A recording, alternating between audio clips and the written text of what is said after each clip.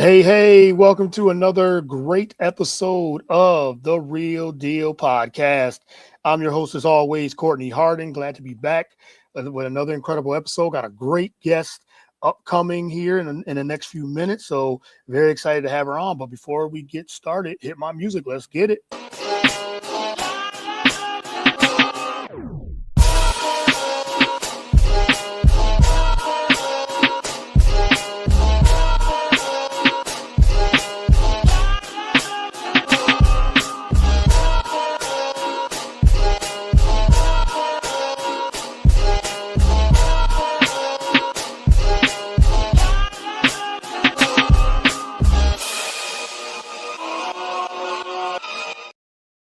All right. Once again, welcome to another great episode of the Real Deal Podcast. A happy Wednesday, hump day. It is February 11th, and I am excited. I'm very excited to have my next guest coming up here. So, welcome back to the show. I'm your host, as always, Courtney Hardin, and you can follow the show on all the podcast platforms, whether it is Spotify, Apple. We're on YouTube, BS3 Network, BS3TVLive.com. BS3 Network Roku channel, iHeartRadio, Spreaker, wherever you have podcasts, you you download your podcast and listen. We're there as well. Follow the network, BS3TVLive.com, BS3 Network on all the platforms there. And you can follow me on all the social platforms, Twitter, Instagram, Facebook, where I'm most active, and I'm also on TikTok and a little bit of Blue Sky, not too much, but a little bit of Blue Sky as well. So I will bring in my guest, but I want to read her resume first and get her introduction, get it right and everything too, because this is an incredible resume. And like I said, I can't wait to dive in and get to know her a little bit and share her story as well. So is Jonna Perlinger. She is a lifelong Yankees fan whose love for baseball began at birth, but really grew up when she received a broken back from Buck Showalter at the age of 6, just before the 90s dynasty took off. And I'm from upstate New York, so I know all about the Yankees dynasty as well. She folded her passion for the game into a career in sports media after a voluntary experience at the 2021 MLB All-Star Week. Since then, she has covered the Yankees and the Phillies on New Jersey on New Jersey sports. She founded Bays Media to amplify hers and other women's voices in baseball. We're gonna get into all that. And since she hails from Omaha, home of the greatest show on dirt, she has taken pride in covering the College World Series. Most recently, she was credentialed for the Major League winter meetings and will be covering the reigning Big East champion Creighton Blue Jays upcoming season. So welcome to the Real Deal Podcast, Jonna Perlinger. That was an incredible intro. Thank you so much. No, thank you. Thank you for doing this. I know we connected on Instagram and saw your page there, and somehow, the algorithm of social media, glad it did. And I said, hey, I'm going to reach out. So reached out, we connected and we set this up. So again, happy to have you on. I'm so glad to have you on. So thanks again. We can't really appreciate it. Thanks for having me. Excited to connect. Yes, I'm very excited to connect too. But how are you doing? How's your week been, first and foremost, before we get into everything? How's everything going? I mean, it couldn't be better because the Super Bowl always marks the official start to baseball. So for me, I look forward to Super Bowl Sunday for reasons that most people don't look forward to Super Bowl Sunday. But yes, I'm very happy. Pitchers and catchers reported today, so there's a lot for me to look forward to on the horizon. Yes, for sure. And then you're right. I think once football season ends with Super Bowl and, you still got NBA, but then Major League Baseball is right around the corner, college basketball, other sports and things like that too, if you're a fan of that. So sports just continues. But I know when football season ends, it's like, okay, but now baseball's starting and, spring training, and you said pitchers and catchers have, now have reported, and then, everybody in the full teams will be there, and then it'll be spring training and it'll be warmer weather too, for sure. Yes. And I don't know about you guys, but where I'm at, spring feels in the air this week for sure. We're like in the mid 60s. So it's feeling pretty good. Oh my goodness, yeah, we're not in the 60s. I'm in Philadelphia, so not in the 60s. We're supposed to get 40s and 50s this weekend and next week. So There you go. the Start climbing. yeah, it's gonna feel like a heat wave compared to what it was Yes, for for like two sure. weeks straight. It's been below zero and everything too. So it's yes, it's gonna feel good. I mean, it was 42 today, so that was much better than 10 and single digits for Yes, for sure. sure. But It does. It feels like a heat wave. yeah, it feels like heat wave, right? Yes, yes. So again, thanks for doing this. Really appreciate it. So let's get into it. I mean, I read your kind of your origin story already, but I always ask my first time guests, who is Jonna Perlinger and how did you get started? A little bit more of your background. Yeah, I mean, I'm a diehard sports fan in general. My family Mhm. is a big sports family. My dad was a basketball coach growing up, so we all, me and my siblings, played all the sports. We grew up in a small town where you play all the sports in high school. Yeah. And so yeah, I've been around sports my whole life, but my dad, was growing up in the 70s when the Yankees went on their 70s run and passed that love on to me. And as you mentioned in my bio, it really, I think, took off for me when I was just 5 years old and I guess I was 6 years old, and received a broken bat from Buck Showalter, the manager of the Yankees at the time. So yeah, that was a big moment for me in my fandom, and I think from then on, I was kind of an obsessed little kid.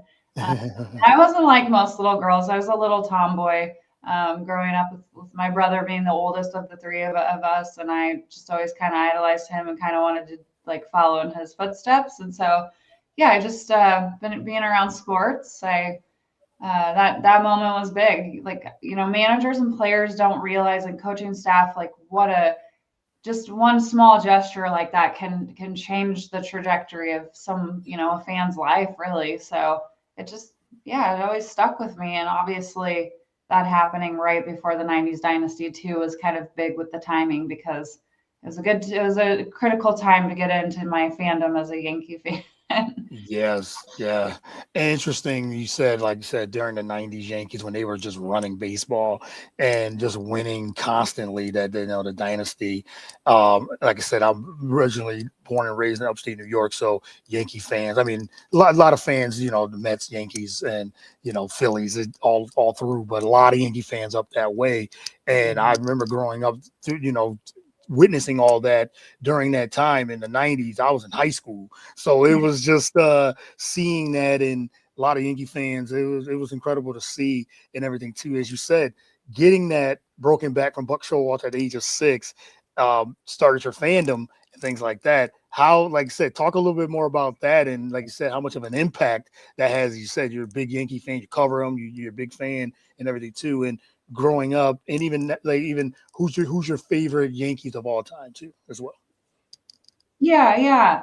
Okay, so as I mentioned, the bat thing happened. I was about 6 years old, so I was going into, I think I was in first grade when that happened. And then, Mhm. like, that was a time, we had show and tell at school, so I would take that bat with me Yeah. about every other time, and my friends were like, "We've seen this thing a million times," uh, which cracks me up now because I don't think they would let you into school with a baseball bat nowadays. No, Um, probably not. Right. That's funny. but yeah, so I took that with me, and I remember like I would set it by the TV, during the Mm, postseason games of the 90s. And Halloween, I remember my parents would be like, "Well, we can't go trick or treating because the Yankees are playing," so they'd be playing in the postseason. My parents would send us out with our friends' parents to yeah. do our trick or treating, and then we'd get back in time to catch the end of the games and stuff. But yeah, I just have a lot of fond memories of sitting around the TV watching with my family. And then, um, yeah, I just baseball kind of always stuck with me. I played softball, and my Mhm. dad was the coach, and we were always the Yankees. We always named ourselves the Yankees for some Right. reason. So yeah, we had the whole get up. And but yeah, that stuck with me too. I mean, it's kind of like through every phase, the Yankees were just always there for me. And my sister, she's older. I'm the youngest of the three. She was a big volleyball player, went on to play college volleyball and everything. And I just kind of always wanted to find my own thing that wasn't, what she was into. And so I was always more into softball. And I think that the whole softball connection and my dad being the coach and always being the Yankees and just kind of the way my fandom played out over the years, just I think really stuck with me more than I would say, than it did with my siblings. So fast forward, I go about my years, I go to college, I go get my degree in criminal justice, has nothing to do with baseball or sports or media or anything, right? Right. And so I was living in Denver when the MLB All-Star Week got moved. It was 2021. It was supposed to be in Atlanta, but with COVID, there was something odd there that happened. And so they ended up moving it very last minute to Denver. So they're like frantically sending out emails like the Denver Sports Commission. We're looking for volunteers, blah, blah, blah. And, I'm like, oh my God, that's perfect for me. I love baseball anyway. I've always followed like all baseball, not just the Yankees.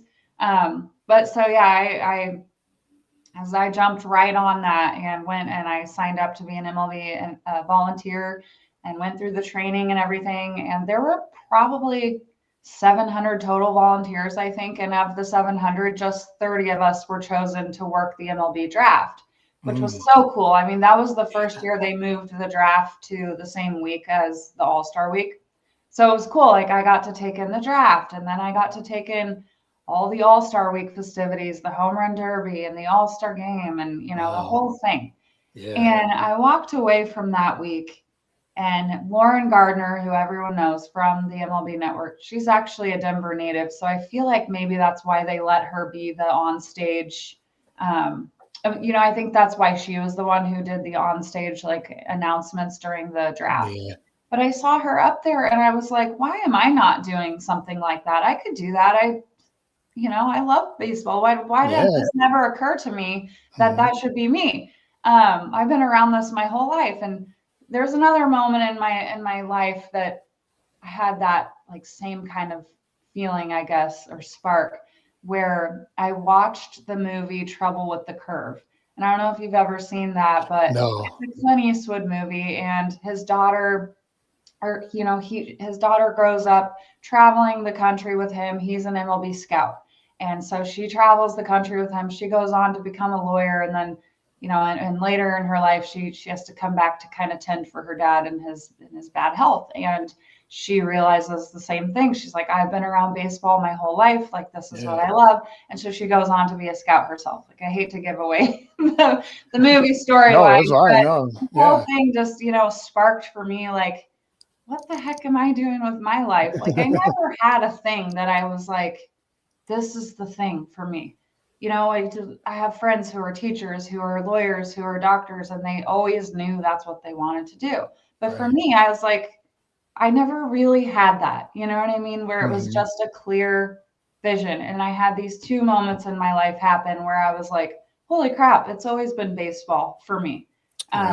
Yeah. And so I walked away from that week. I was like, I'm working in law now and I have to figure out a way to just kind of force my way into the profession. And so I wasn't really like, at the time I was like, maybe I need to go get my master's degree in communications and go that route. But as time has gone on, I've chipped away in just different ways. And it's just a lot of opportunities have just kind of come to fruition, I guess. So right after that, I started tweeting during games, live tweeting. And so like I got really into the Yankees, like immersed into the Yankees community who's there every game, right? Like there's a core group of us who are just always there every game. And I think, as time's gone on, like I've gotten to know some of those core groups of other fan bases too, who are always on there tweeting during their games. But yeah, so that's kind of how I started. And that page or my Twitter account has just grown a lot over time. And from then so that was 2021. And then 2022, I had on New Jersey, the director now, he was with the Jersey Sporting News at the time, but we all moved over to On New Jersey eventually. But anyway, he reached out to me over Twitter and was just like, have you ever thought about baseball writing? We love your content. Like, have you considered it? Because we need a lead Yankees writer. And I'm like, you're kidding me, right? Like, I've never like, you trust me to do this? I've never, Yeah.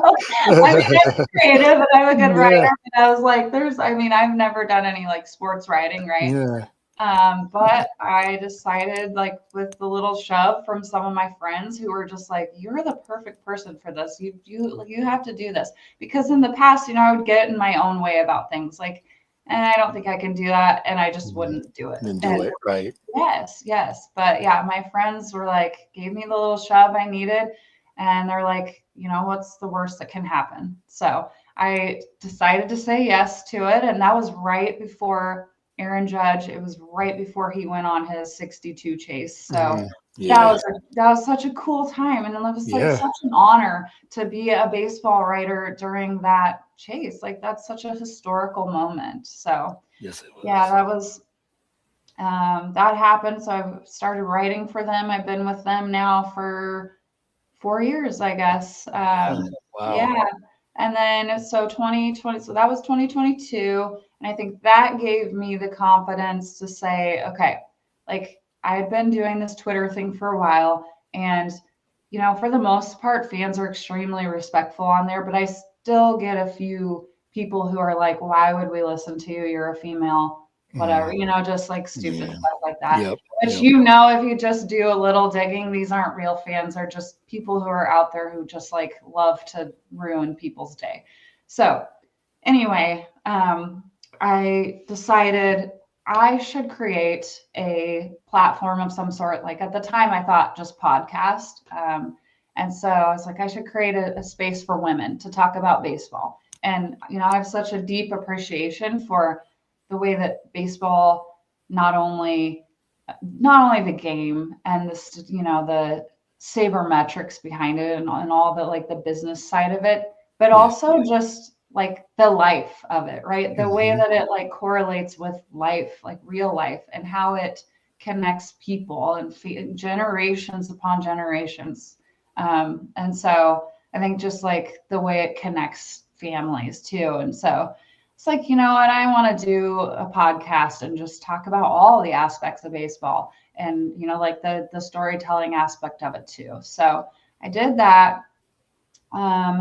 And, like, life just got busy for my two co-hosts at the time. And so they went off and they do their own thing now. And I kept it going because it was the brand that I had created to begin with. And so I turned it more into just doing Instagram, content creation. So that's what I've morphed into, and don't do as much podcasting except for guest appearances. But yeah, I just cover the whole league, which is nice too. It's given me a whole, I think, new respect, right, for other teams and for the business, the way they run their businesses too. So that's where I'm at now. Just I'm writing for On New Jersey, and I'm covering the whole league with content creation for Babes. And I still, I'm very active on my Twitter. And then, on top of all of that, I am going to start covering the Creighton Blue Jays this year, just because I'm located in Omaha. And so it's like, I need to start doing more local coverage too. So I love it. I love the journey. That's a journey, and then it continues because, as you said, it's from year to year to year, you just continue to keep leveling up. You continue to keep pushing the boundaries. You continue to keep pushing doors down and saying, okay, hey, why can't I do this? Why can't I do that? And you're like, hey, I know you said you've growing up in baseball, love it. Why not cover it? You can do the same thing. So, and I think that shows a lot of resilience, not giving up. And that's why I love hearing how people get into sports media, different, because everyone has a different path. Some go to college route, go to school, and things like that. But now you have social media, you have other opportunities and more opportunities to build your brand and to build your portfolio and your resume. And there's a lot of there's opportunity. Yes, there's a lot of times. We just saw the Washington Post just laid off a whole sports. So as we know, sports journalism and media can be very toxic and all those things. But but there are opportunities for people to be able to share, share their story, have their voices heard in different ways, not just the traditional, um, just on TV and things like that, which is the goal, I'm sure, but you have other opportunities to do it, on social media, content creating and things like that. So I think that's incredible. You have a credible story of how you got to where you are today. So that's Thank you. congratulations on that, and for Thank sharing that, you. because then someone who will be listening to your story could say, hey, you know I can do this, and you feel like, yeah, I don't want to, I don't want to go this route, but you just never know who you might reach with that story. So thanks for sharing that, Thank for you. sure. So let's talk about Babes. You're the founder of that. Um, and it's amplifying women's voices in baseball. Talk about a little bit more about that, why you started it, and you said you want to amplify more women's voice in baseball, which we are seeing more and more now, which is incredible. Women in sports in general is incredible. But talk about Babes. I've always had a little bit of a hot head, just like it's just since I was little, right? Like I was kind of a cocky little kid. Like I was a good little athlete when I was little and just like would get frustrated, in school, like PE, if like other kids, like I don't know. I don't want to make myself sound terrible because that is not the case at all. But Right. I was just very competitive. In fact, even my PE teacher told my parents like she is too competitive actually, Mm. which is so funny because that was my dad's co-coach and they coached high school basketball together and he ended up being my high school volleyball coach. So the fact that like even the high school coach was like, she's in kindergarten and she's too competitive is hilarious now to me because Yeah. like he's very competitive, right? But anyways, yes, very competitive. Like when I was little, um I remember we'd even do like he'd ask trivia questions after PE class. We'd be lining up to go to our next class and he would ask some trivia questions. And I would like, anything baseball, like I had to be the one to answer it. You And knew the answer, sometimes I right? think he would throw me a bone because he would definitely ask some Yankees questions that only I would have known, right? So I think back to that and it's just funny. But yeah, so to that point, like I might be out in public, with a male, like some male wearing a Yankee hat too, right? Like my dad or my brother, like my family, whatever. And people will approach them and want to immediately talk about the Yankees. And I could be wearing more stuff than they're wearing, but they go directly to the mail. And Mm. that drives me insane to this day. And I know like people don't even probably do it on purpose, right? Like I don't think they're trying to single me out or whatever, but it drives me nuts. And I'm like, whoa, hey, I'm a baseball writer and I'm a content creator. I could tell you more about them than any of these people with Yeah. me right now, you know? Yep. And so it just like that always kind of like irks me a little bit. And I think so that could be a little bit of the driver behind it, where it's like, I need to create a space for women. Like I said, I've had some nasty experiences on Twitter and things like Mm. that too, where people are just like, go back to the kitchen. I've had a lot of people comment that. I don't get that as much anymore, but when I first got on Twitter and started doing live tweeting during games, I had a lot of stupid comments like that. So a lot of that was a driver behind doing that. And I was like, you know what? And I was thinking about it. I was like, because podcasts were kind of taking off at the time too, especially a lot of baseball podcasts. I thought about it and I was like, I actually don't know any podcast where it's all just women Mm. talking about baseball. I was like, we need that. And Yeah. so that's when I was like, I'm going to do it. I'm going to do this. And I wanted my platform to just be, like I said, about all aspects of the game, not just like, let's talk about what's going on this week, like let's do game recaps and things like that. I wanted to talk about like the emotional side of baseball, which I Mhm. feel like men just don't connect with as much as women do, right? Like we're very emotion driven and there's a whole story about baseball that I feel like isn't being told. Mhm. That whole emotional side of it. So like that and just like the way that it connects our family. For me, one way that I've bonded with my dad over the years, right? And I know there's like a lot of other little girls who feel the same way, who that's how they bonded with their grandparents or their parents or whatever. And I want to be able to tell that side of the story too, and not just talk about, like I said, like stats and game recaps, what's going on this week, with this team or whatever. And the other thing that I don't see a whole lot either, as I was doing my deep dive back then, was not only are there not a lot of podcasts out there of women talking about, like solely women talking baseball, but talking about the entire league. Because I do know of I know quite a few now, and I'm like friends with these people, and they cover their team, which is amazing, and I love that. But I was like, there aren't that many that actually cover like the whole league, everybody. Yeah. So I had some big lofty goals, and I feel like it's morphed, like I said, more into doing content creation, but I almost feel like I've had more of an impact with that than I have, than I was able to with podcasting. And like I said, I just have a lot of things going on right now. So that's what I'm able to do and accomplish, Yeah. but it's working for me. And yeah, I think it's a good way to do it right now for me, since I'm kind of, like I said, just working on my own. Yeah, and then just to have that platform to have other women involved, which is needed anyway, as you said, it's much needed.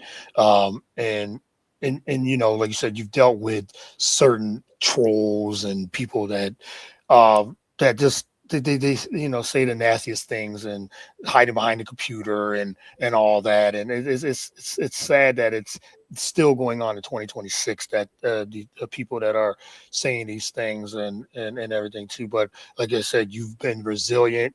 You said you set goals and a standard, and said, hey, I'm gonna go in here and break down these doors, and here I am to you said to elevate women's voices into this space.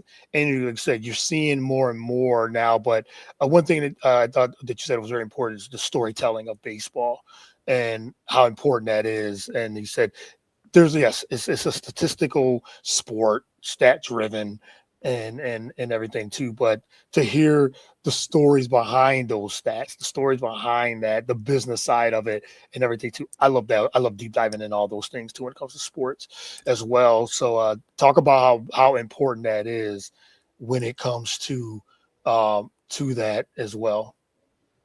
Yeah, I mean, so baseball, as we all know, is very aligned with like certain events of American history, right? Like it is crazy. It is the only sport that like has literally forced change, true change in our nation, right? And an Yeah. important change.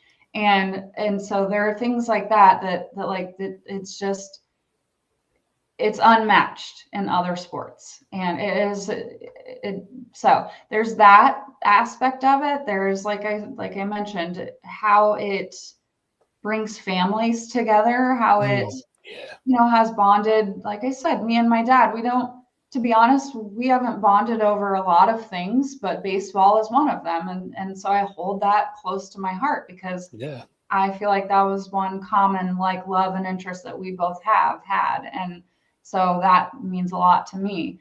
Um, yeah, I mean, just the history of it, and I don't know, like the smells, the sounds, the things that are, like I said, unmatched in every other sport. You don't go to an NBA game and hear the organ, smell the popcorn, smell the hot dogs. Like you don't hear beer here. Well, you might hear that, but they're just like it's everything. And I don't know. To me, I just feel like baseball is an unmatched sport, and because of more than just the game itself, but also if you truly understand and love the game, there are so many different scenarios that can happen in a game's time, and the game can flip like that.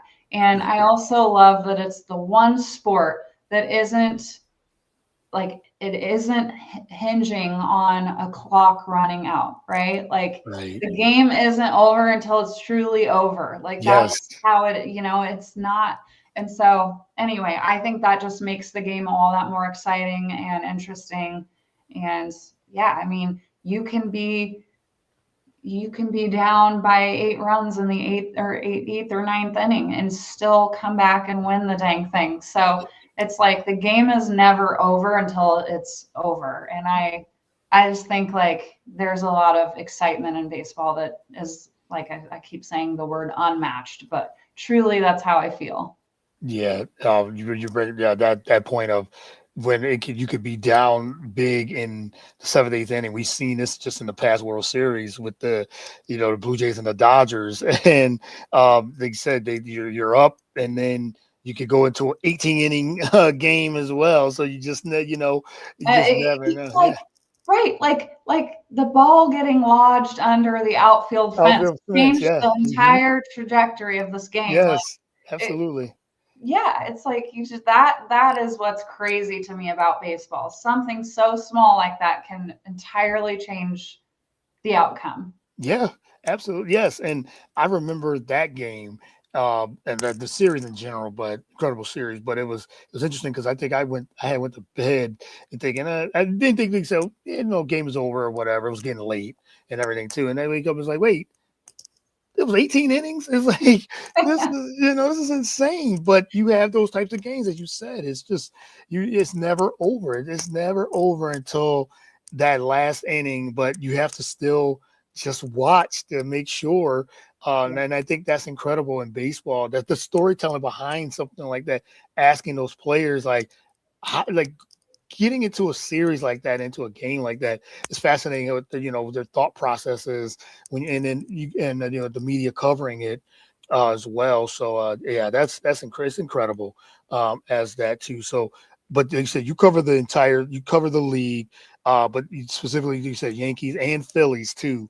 Talk how that all came about, covering the Phillies as well, also with the Yankees, like kind of a crosstown in a way, a little crosstown rivalry. But yeah, so Yeah. yeah, but Philly and New York is always going to be a rivalry. But talk about how you got into covering both. I know you talked about the Yankees covering the Phillies as well. Yeah, I mean, so I am actually the baseball content lead at On New Jersey. So I oversee all the baseball content. We Yep. have a lead Yankees writer, me, a lead Mets writer, and we did not have a lead Phillies writer. And we were kind of having a trouble finding somebody that, we like really, wanted to do that job. And Yeah. so I took it upon myself last summer to just take it on, and I did that for, last summer. I just covered both teams. I was like, this will be a good way for me to keep my thumb on the pulse of what's going on in the National League. Yeah. So yeah, I just took that on. And honestly, I like the Phillies. I've always liked them as like a secondary, my National League team, if you will. So I always kind of rooted for them. But yeah, so that's kind of how that got started. I did, however, over the postseason, started following this girl who was just putting out like the most hilarious content and memes. And at the time, she's a influencer when it comes to like antiquing and stuff like that and Okay. thrifting. And so she's got a hilarious page. She puts out a lot of good, funny, Philly sports content. And I was like, oh my God, this girl is so funny. And it just occurred to me over Christmas time this year, I should ask her to come on and be our Phillies writer. She's so smart. She clearly watches every game like I do with the Yankees. Like this is exactly who we need. So I reached out to her, and just like me, she'd been working in a completely other, space than baseball and sports media, but something that she spends a lot of her time on. And so she was like, okay, are you sure? Like, it's the same reaction that I had, which really helped bring her on in the end, because I think she was like, oh, okay, like I guess I can do it. If you have a similar background that I have. So brought her on. She's been amazing. And I'm really excited to see how she, handles the year and covering the Phillies for us. Yeah, it's great. Like you say, continue to keep adding on and getting those content creators and just building the brand of that as well. So, all right, just got a couple more. Got to talk the Yankees upcoming season and the expectations. I mean, it's always with the Yankees is there's always high expectations, no matter what the team looks like and what they did in the offseason, what they didn't do in the offseason. I know it's always that tug of war when it comes to the off season. You want them to make moves, and then they might not make enough moves, and then they need pitching, they need this, they need that. They got Aaron Judge, so as long as he's healthy and standing upright, they always have a chance as well. But from your perspective, I know it's still a little early before spring training starts. What's the pulse of the Yankees? What's your expectations leading into this new season? Yeah, I mean, like you said, there's a lot of tug of war. There's fans are so split too because there's Yeah. a lot of people are so upset. They're like, they did nothing this offseason. They only brought back the same guy. Like, we're running it back, right? Everyone is Mhm. saying that. But people are not looking at the bigger picture. Yes, Garrett Cole will not be ready to go immediately. Carlos Rodon will not be ready to go. Clark Schmidt, obviously, so we have some big question marks with the rotation, but they are not looking at the bigger picture of like, okay, last year we literally tied for AL East lead, right? Yep. And when you look at how many games, I mean, I hate to put it on one guy, but Devin Williams blew game after game after Yeah. game after game. Yes. He blew a lot of games, and I don't know why we kept him rolling him out. And there were a lot of other factors with our bullpen too that it was just a snowball of things. Um, Luke Weaver got hurt, and then he was never the same. But he started like filthy, filthy, and Yeah. people forget about that. But he got hurt, and then he got hurt right after Fernando Cruz got hurt. Cruz, Weaver, like that was our 1-2 punch. And they both went down. So then what do? They rush Fernando Cruz back because Weaver goes on the AL. But then they got to rush Weaver back because, Mhm. like other guys. And so it was just a snowball of that. We did not have the right bullpen pieces last year. We had so much, like we were just plagued with injury in the bullpen. The rotation, we were plagued there too because Garrett Cole was out all year, and then Clark Schmidt went down, and we had our utility guy Oswaldo Cabrera went down early in the season, like 30 games in. And so it's like, I mean, you start to have all these little things, they just add up. And we still finished tied for the division lead, right? And like, Yeah. and we still, like, as much as people want to say, okay, well, let's look at just the postseason. I get that, but I do get that. But I think what people aren't realizing is that until they make some changes with the way they go about their front office, the way they go about Mm. the weight they place on analytics, it's not going to be a different. I mean, like, I hate to say it, but bringing in a Bo Bichette isn't going to change that. That's not Right. going to change the outcome of the Yankees. It's just not. So they can complain all they want, but I'm like, I don't see how a change like, bringing a Bo Bichette, like I said, on is going to be the difference maker for them. Um, they're going to have to overcome some things like the way their analytics department runs things. They have got to figure out a way to do more contact hitting in the postseason. Like we cannot rely on the home run ball. And, Right. we cannot have our, like, the bottom half of our lineup, they cannot be swinging for the fences. They need to figure out how to get on base, which is something that I credit Jazz Chisholm for because he figured out how to do that in the postseason. And well, all year, really. He had an excellent year, his 30-30 season. So I credit him. And I think we need more guys like that in the bottom half of the lineup. So Mm. if Volpe can figure out how to do that, and Austin Wells, like those are two guys right there who could be some really big difference makers, but they cannot we do not need you guys to hit home runs. We need you guys to figure out how to get on base and just get your on base percentage up. So, I think the Yankees too. I mean, like the fans just they're relentless. Like Yeah. you know, like I get it. Yeah. We hold this team to very high standards as we should, but they've got to look at the bigger picture and see that the Yankees did a lot of their work at the deadline last year, bringing in Bednar and Duvall, and we've got a few guys who've come back into the bullpen this year. We also have a lot actually. We have a haul of young arms that are really exciting to me, and Yeah. fans should be excited about too.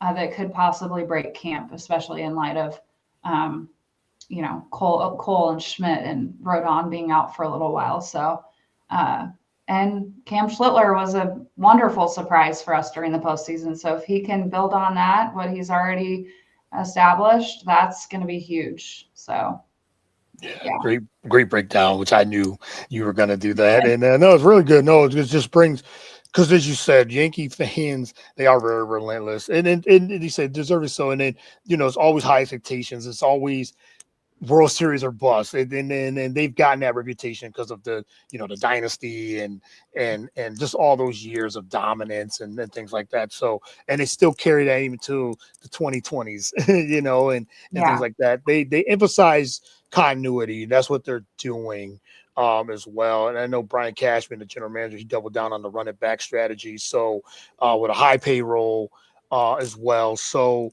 you will see, as you said, though, were tied for the division lead heading into the postseason. Um, and I agree with you 100% about just getting on base contact, just batting, getting contact, not always home runs. And I think that's what the Yankees did, as you said, they fell into that hunting for home runs, hunting for those big shots instead of just getting on base and things like that. So once they get that in, of course, the pitching has to be better and then things like that. But they're just 2 years removed from the World Series, yeah, so exactly. yeah, I mean, they've also got a completely different strategy this year because yeah, Ben Rice was a giant surprise for them in camp hmm last year, where they were hmm like, okay, this is going to be an everyday player for us, actually. But now we have to figure out how to do this because we have Paul Goldschmidt. So, how are we going to juggle the two? And what are we going to do? Is he going to be backup catcher? Is he going to be back like platoon at first base? Whatever. yeah, There were a lot of question marks. And then DJ LeMahieu, God love the guy, but like the last 3 seasons, they were always bringing him back into the fold like in mid-May or end of May. And it was like, and then trying to figure out where they were going to put him every day. And it was like, no, we can't. So it would always throw off this rhythm that we would get going. So it's just, there were a lot of things last year where it's like they were figuring out what to do with Ben Rice. He wasn't getting as many at bats as he should have been getting because they were platooning with Paul Goldschmidt. This year, they'll see Paul Goldschmidt will be a great piece off the bench. He'll be a great veteran presence for them. yes, He can come in, he can hit against lefties, he mashes against lefties. That's when Ben Rice can, so that won't be as often. Then, they've got Cabrera coming back, who they've got, we've got Caballero, who Volpe, he struggles when he doesn't get days off. So now Volpe can maybe get every fourth or fifth day off and they can put Cabby at shortstop or whatever. Dominguez, they were trying so hard to make that work, but now they've got their 3 solid outfielders where they won't have to, mess with Dominguez. So there's a lot that kinks they were working out last year. And the fact that they still came out on top with the best um, OPS, best slugging, most home runs, most hit or RBIs. Like they yeah, led the league in several offensive categories and still tied for the division lead with all this stuff up in the air. I mean, I look at other teams and they seem to have their set guys that are there every day. And maybe hmm I'm just not as in tune as I like obviously am with the everyday of the Yankees, but I don't see as much as of that like platooning or oh, this veteran came back in May. Let's try to roll him out every single day.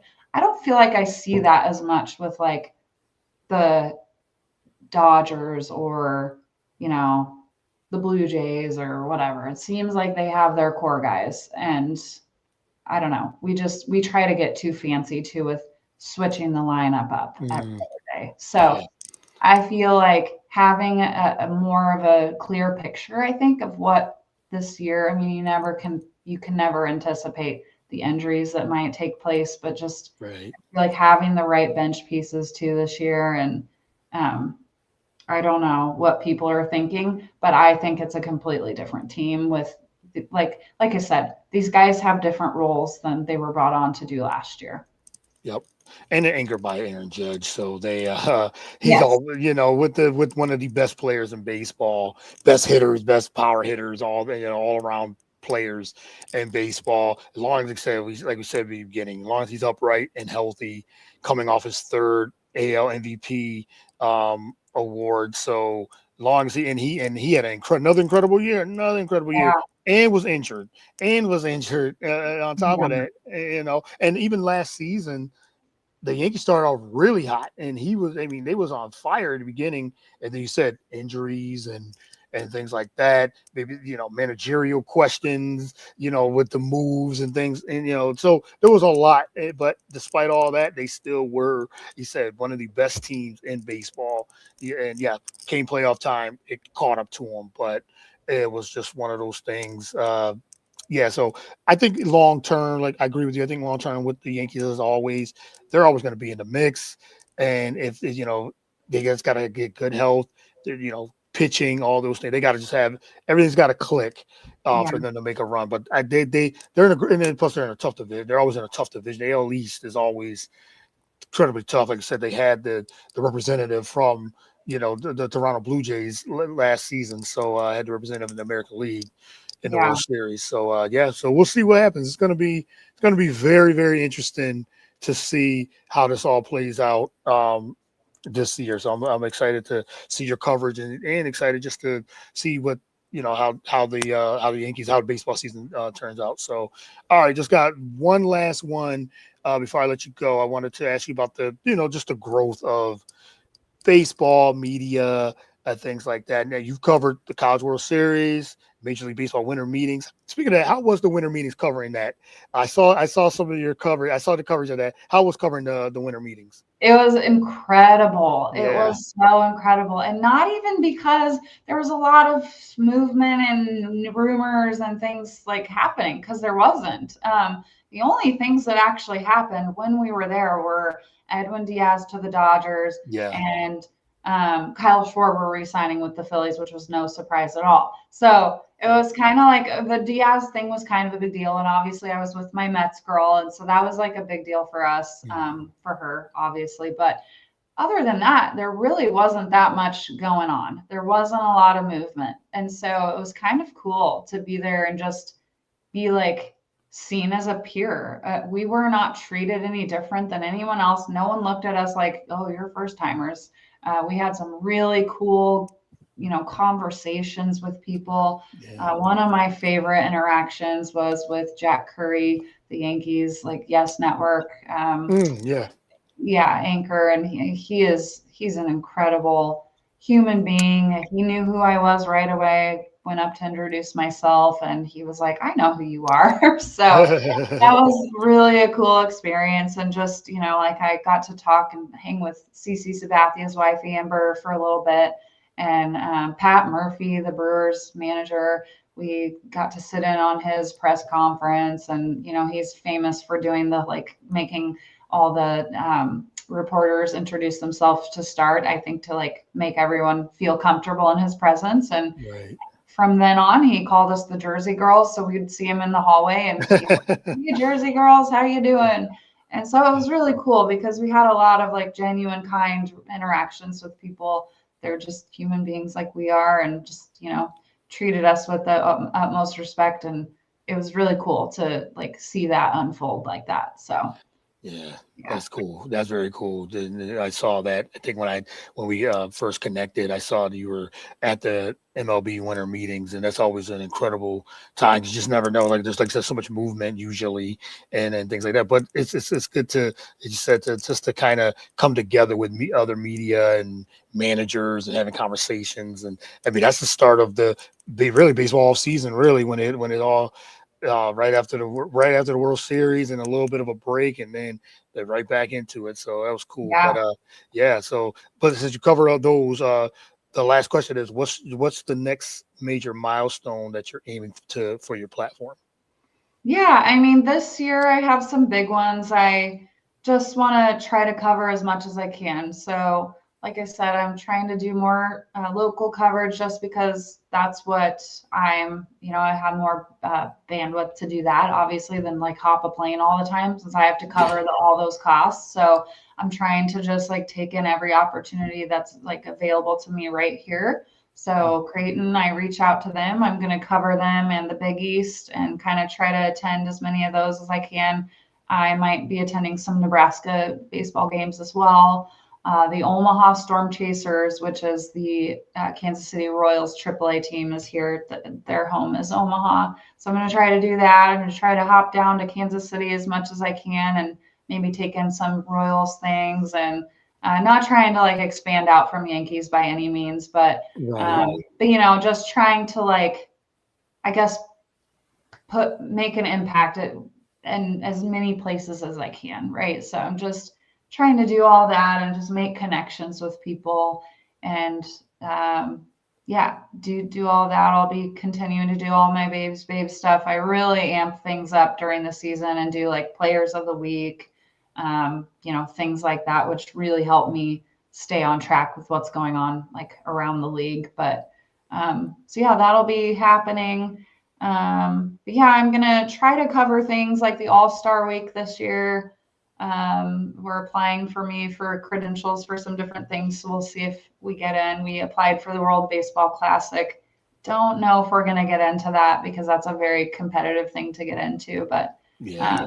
yeah, so just trying to apply for the credentials in as many places as we can and just I guess trying not to say no to things and just keeping my eyes open for as many opportunities as I can. So That's so cool. And if you do come to the baseball All Star game, which is in Philadelphia, hit me yeah, up because I'm definitely trying to get. I will. Yeah, it's for real. Like I really said I'm trying to go for either credentials or not even just that. Be there, be Yeah, around that area and everything too. Since it's here, so we would love to meet you in person if possible.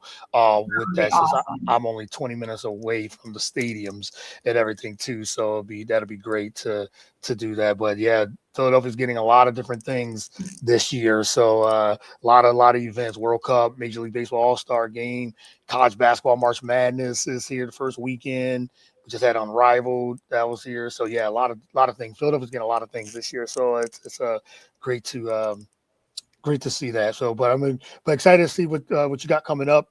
Looking forward to it. Thank you again for doing this. I really appreciate it, and really enjoyed this conversation. Really enjoyed got to get to know you a little bit, and yeah, this was a lot of fun. It was very incredible. So much success to you, and many blessings and for this year, and yeah, and beyond, and seeing that your growth and your platform continue to keep growing. So I looking forward to see what's next for you as well. Thank you so much, and I wish you all the best with your show. And if Thank there's you. ever anything I can do, holler. You have a friend in me. So Oh, same here. Yeah, you definitely. You like I said, your podcast family now. So you jump on again. You definitely are a family. So, John, I thank you again.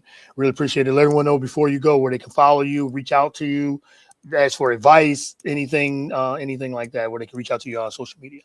yeah, you can follow my Instagram baseball platform at babes_baseball. And if you just search babes media, it pops up that way too. So you can do that. You can also follow me on Twitter for your live game tweeting. And I try to, I do mostly Yankee stuff there, but a lot of league wide stuff too. So that is at 90s Yanks Kid, and that's Twitter.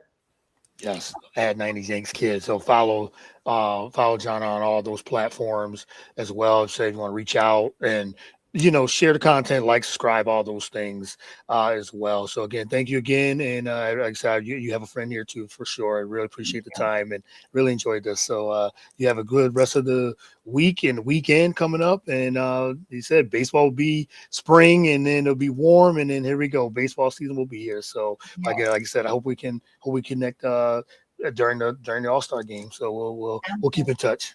Yeah, definitely. Thanks All right. again. Yep. Thank you. All right. You have a good one.